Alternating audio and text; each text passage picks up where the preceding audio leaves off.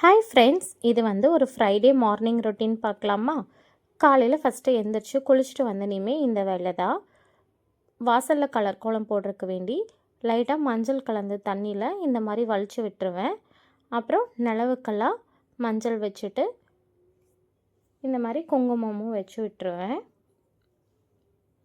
இது லைட்டாக காயறதுக்குள்ளே நான் போய் ரெடி ஆகிட்டு வந்துடுவேன். வெள்ளிக்கிழமை அப்புறம் மற்ற விசேஷ நாட்களில் இந்த மாதிரி தான் வலிச்சு விட்டு நிலவில் மஞ்சள் குங்குமம் வச்சு கீழேயும் மஞ்சள் வலித்து கலர் கோலம் போடுவேன். மற்ற நாளெல்லாம் சாதாரணமாக தண்ணி தெளித்து கோலம் போட்டு விட்டுருவேன். ஃபஸ்ட் எடுத்துனையுமே இது வச்சுட்டு போயிட்டோம்னா லைட்டாக காஞ்சிருக்கும். அதுக்கப்புறம் வந்து கோலம் போடுறதுக்கு கரெக்டாக இருக்கும் பாருங்கள். ஆனால் ஃபோனில் கொஞ்சம் லைட்டாக தெரியுது. நேரில் பார்க்குறதுக்கு நல்லா டார்க்காக பார்க்குறக்கே நல்லாயிருக்கும். வெள்ளிக்கிழமையானாலே அந்த வாசலை பார்க்குறதுக்கு ரொம்ப கலர்ஃபுல்லாக இருக்கும். அதுக்குள்ளே போய் கிச்சனில் கொஞ்சம் ரெடி பண்ணி வச்சுட்டு வந்துட்டேன். ஏன்னா காஞ்சதுக்கப்புறம் போட்டால் தான் பார்க்குறதுக்கு நல்லாயிருக்கும். இல்லைன்னா லைட்டாக அப்படியே ஈரமாயிரும் அந்த கோலப்படி ஃபுல்லாகவே. இது வந்து ஒரு சின்ன ஸ்பேஸு, அதுக்குள்ளே தகுந்த மாதிரி தான் கோலம் போட முடியும். ரொம்ப பெரிய கோலம் போட்டாலும் நடக்கிறவங்களுக்கு டிஸ்டர்பன்ஸாக இருக்கும். அதுக்கு தகுந்த மாதிரி சின்னதாக கோலம் போடுவேன். அது மோஸ்ட்லி ஃப்ரைடேனாலே விளக்கு கோலம், தாமரை கோலம் அந்த மாதிரி போட்டு கலர் போட்டு விட்டுருவேன். பார்க்குறதுக்கே ரொம்ப நல்லாயிருக்கும். 15 days ஒன்ஸ் வந்து மெயின் கேட் கிட்டே கோலம் போடுற மாதிரி வரும். அப்போ ஓரளவுக்கு சின்ன கோலம் மாதிரி போட்டுருவேன். ஏதாவது ஃபங்க்ஷன்னா மட்டும் நல்லா பெரிய கோலமாக போட்டு கலர் பண்ணுவோம். மற்றபடி ஃப்ரைடேனால் இங்கே மட்டும்தான் கலர் கோலம் போடுவேன். எனக்கு சின்னதுலேருந்தே கோலம் போடுறதுனா ரொம்ப பிடிக்கும். நான் இந்த மாதிரி நிறையா கோலம் போட்டு நிறைய ஃபோட்டோஸ் எடுத்து வச்சுக்குவேன். என்னோடய கேலரியில் தனியாக ஒரு ஃபோல்டரே வச்சுருக்கேன் கோலம்னு போட்டு. அதில் சேவ் பண்ணி வச்சுருவேன். ஃப்ரைடேனாலே எனக்கு இந்த கோலம் போடுறதுனா ரொம்ப பிடிக்கும். இந்த மாதிரி வீடியோ எடுத்துகிட்டு போடுறங்காட்டி எனக்கு இன்னும் கொஞ்சம் கூட டைம் ஆகுது. அதனால் நான் இனி தான் ட்ரை பண்ணிகிட்ருக்கேன் எப்படி வச்சு எடுக்கணும், எப்படி போடணும் அப்படிங்கிறது. நான் இப்போ தான் ஃபஸ்ட் டைம் இந்த மாதிரி வீடியோ எடுத்துகிட்டு போட்டுட்ருக்கேன். இது எப்படி கரெக்டாக வந்திருக்குன்னு நான் எடிட் பண்ணும்போது பார்த்தா தான் தெரியும். நான் சின்னதாக இருக்கும்போதுலேருந்து அம்மா அப்படி தான் பண்ணுவாங்க. ஃப்ரைடேனாலே கலர் கோலம் போடுவாங்க. நானும் அப்படியே பழகிட்டேன். இப்போன்னு இல்லை, ஸ்டார்டிங்லேருந்தே இதே மாதிரி தான் நான் போட்டுட்ருக்கேன். ஃப்ரைடேனாலே விளக்கு கோலம் தான் பாருங்கள். கோலமெல்லாம் போட்டு கலர் பண்ணி முடிச்சிட்டேன். நெக்ஸ்ட்டு லன்ச் ஒர்க் தான். இன்றைக்கி வந்து ரைஸும் சாம்பாரும் வச்சுருக்கேன். ரைஸ் ரெடி ஆகிட்டுருக்கு, சாம்பார் ஒரு பக்கம் கொதிச்சிட்ருக்கு. குட்டீஸ்க்கு வந்து இன்றைக்கி லெமன் ரைஸ் தான் லஞ்சுக்கு ரெடி பண்ணுறேன். லைட்டாக எண்ணெயில் கடுகு, கருவேப்பிலை, வரமிளகா தாளிச்சிட்டு மஞ்சத்தூள் அப்புறம் லெமனை பிழிஞ்சு விட்டுட்டு லைட்டாக சால்ட்டை போட்டு ரைஸ் போட்டு மிக்ஸ் பண்ணிட வேண்டியதான். இன்றைக்கி வந்து ஆடி வெள்ளிங்காட்டி ஏதாவது சாமிக்கு ஒரு பிரசாதம் செய்வேன். அதனால் சரி இன்றைக்கி சிம்பிளாக லெமன் ரைஸோடு முடிச்சிடலான்னு விட்டாச்சு. ரைஸை போட்டு சைடில் ஆறக்கு எடுத்து வச்சுட்டேன். இதுக்கு சைட் டிஷ் பார்த்திங்கன்னா பொட்டேட்டோ ஃப்ரை கேட்பாங்க. நேற்று தான் நான் பொட்டேட்டோ ஃப்ரை கொடுத்து விட்டங்காட்டி இன்றைக்கி வந்து சோயா சில்லி போடுறேன். சோயா சில்லி வந்து ஒரு 15 days ஒன்ஸ் தான் கொடுத்து விடுவேன், 2 வாரத்துக்கு ஒருக்காதான். மற்றபடி சோயா நார்மலாக பொரியல் பண்ணி கொடுத்து விட்டுருவேன். லைட்டாக ஹாட் வாட்டரில் சால்ட்டும் சோயாவும் போட்டு ஒரு கொதி வந்தனையும் வடிகட்டி எடுத்து வச்சிடலாம். ரொம்ப குக் ஆகணும்னு இல்லை, நம்ம ஃப்ரை தானே பண்ண போகிறோம். இன்றைக்கி நான் சாமிக்கு பிரசாதமாக கேசரி தான் செய்ய போகிறேன். அதுக்கு வந்து ஒரு பாத்திரத்தை எடுத்து அடுப்பில் வச்சிட்டேன். இன்றைக்கி நான் 1 டம்ளர் தான் ரவை எடுத்திருக்கேன். அதுக்கு ஒரு 3 டம்ளர் தண்ணி வந்து கெட்டிலில் சூடு பண்ண வச்சுட்டேன். நெய் ஊற்றி வேணுங்கிற அளவு முந்திரி போட்டுட்டு லைட்டாக ஃப்ரை ஆனனையும் இந்த ரவையும் அதிலே போட்டு லைட்டாக ஃப்ரை பண்ணிக்கலாம். இன்றைக்கி வந்து நான் 1 டம்ளர் பண்ணுறங்காட்டி கெட்டிலில் சுடு தண்ணி வச்சுட்டு டேரெக்டாக இதிலே ஆட் பண்ணி டக்குன்னு செஞ்சுருவேன் சிம்பிளாக. இதே வந்து நீங்கள் குவான்டிட்டி நிறையா பண்ணுற மாதிரி இருந்தால் இதை அப்படியே ஒரு தட்டுக்கு ட்ரான்ஸ்ஃபர் பண்ணிவிட்டு தண்ணி இதிலே டேரெக்டாக ஊற்றி அது தண்ணி கொதித்ததுக்கப்புறம் ரவையை ஆட் பண்ணுங்கள்.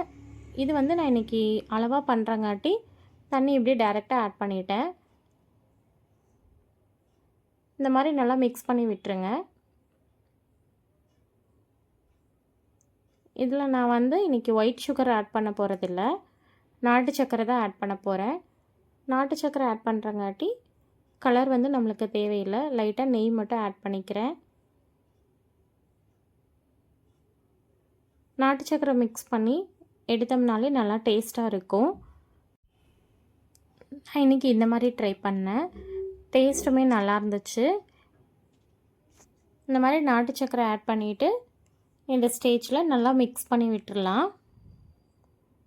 பாருங்கள், எனக்கு மிக்ஸ் பண்ணவும் லைட்டாக கொஞ்சம் பத்தாத மாதிரி இருந்துச்சு. ஏன்னா டேஸ்ட்டு பார்க்கல, சாமிக்கு வைக்கிறங்காட்டி நான் கலர் பார்த்து சொல்கிறேன். அதனால் மறுபடியும் இன்னொரு 2 ஸ்பூன் மட்டும் ஆட் பண்ணிக்கிட்டேன். ஆட் பண்ணிவிட்டு கொஞ்சம் இந்த மாதிரி லிக்விடாக இருக்கும்போது எடுத்து வச்சா நம்மளுக்கு ஆறும்போது கெட்டியாயிரும்.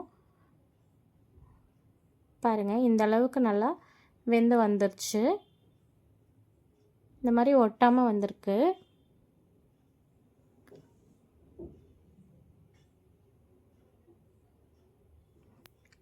நான் அதுக்கப்புறம் தான் சாப்பிட்டு பார்த்தேன். சாமியெல்லாம் கும்பிட்டு டேஸ்ட்டுமே நல்லா இருந்தது. ஆஃப் பண்ணிவிட்டு எடுத்து அந்த பக்கம் வச்சிடலாம். இப்போ வந்து நம்ம அந்த சோயா வடிக்க வச்சுருந்தோம்ல, அது வந்து நல்லா தண்ணி புழிஞ்சு எடுத்து ஒரு பவுலில் வச்சுக்கலாம். அதை ஃப்ரை பண்ணிடலாம். அதுக்கு ஒரு பாத்திரத்தை வச்சு நான் ஆயில் ஆட் பண்ணிவிட்டேன் ஃப்ரை பண்ணுறதுக்கு. பாருங்கள், அந்த சோயா போட்டுட்டு அதில் சில்லி மசால் அது கொஞ்சம் ஆட் பண்ணிவிட்டு சால்ட்டு, லைட்டாக லெமன் புழிஞ்சிக்கிறேன். நீங்கள் இஞ்சி பூண்டு பேஸ்ட் இருந்தாலும் லைட்டாக ஆட் பண்ணிக்கோங்க.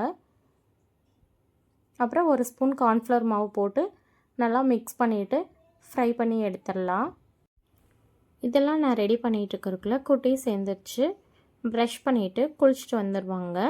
அதுக்கப்புறம் தான் போய் இனி தலை சீவி விடுற வேலையெல்லாம் இருக்குது. ட்ரெஸ்லாம் எடுத்து வச்சிட்டோம்னா அவங்க எடுத்து போட்டுக்குவாங்க. இடையில கிச்சனில் ஓடி வந்துடுவாங்க. அம்மா இன்றைக்கி என்ன பண்ணுறீங்கன்னு மோஸ்ட்லி மெனு நைட்டு அவங்களே கொடுத்துருவாங்க. இருந்தாலும் காலையில் நான் என்ன பண்ணுறேன்னு சொல்லி பார்க்குறதுக்கு வேண்டி வந்து எட்டி பார்த்துட்ருப்பாங்க. நான் போய் சீக்கிரம் கிளம்பிட்டு வா பாப்பா அப்படின்னு சொல்லிகிட்டே இருப்பேன். பெரிய பாப்பா சீக்கிரம் கிளம்பிடுவா, குட்டி பாப்பா தான் கொஞ்சம் லேட் பண்ணிகிட்ருப்பா. ஏன்னா வந்து கிச்சன்கிட்டேயே நின்றுக்குவா. அதுக்கு வேண்டி நான் டக்குன்னு எல்லாம் முடிச்சுட்டு போய் இடையில அவளுக்கு எல்லாம் ரெடி பண்ணி விடணும். பாருங்கள், இன்றைக்கி மார்னிங் பிரேக்ஃபாஸ்ட்டுக்கு தோசை தான். எல்லாம் எடுத்து ரெடி பண்ணி வச்சுட்டு போய் குட்டி பாப்பாவை கிளப்பி விட்டுட்டு வந்து தோசை சுட ஆரம்பிச்சிட்டேன். ஆளுக்கு ஒரு தோசை தான் சாப்பிடுவாங்க. இருந்தாலும் சாப்பிடாமல் அனுப்ப முடியாதுல்ல. ஸ்கூல் டேஸில் எப்போவுமே மார்னிங் தோசை, இட்லி அந்த மாதிரி தான் இருக்கும் மோஸ்ட்லி. ஃப்ரைடே ஏதாவது ஒரு ஃப்ரைடே பொங்கல் அந்த மாதிரி செய்வேன். பாருங்கள், இன்றைக்கி பூசணிக்காய் சாம்பார் தான் ரெடி பண்ணியிருக்கேன். குட்டீஸ்க்கு காலையில் தோசைக்கு அதே வச்சு கொடுத்துடலாம்.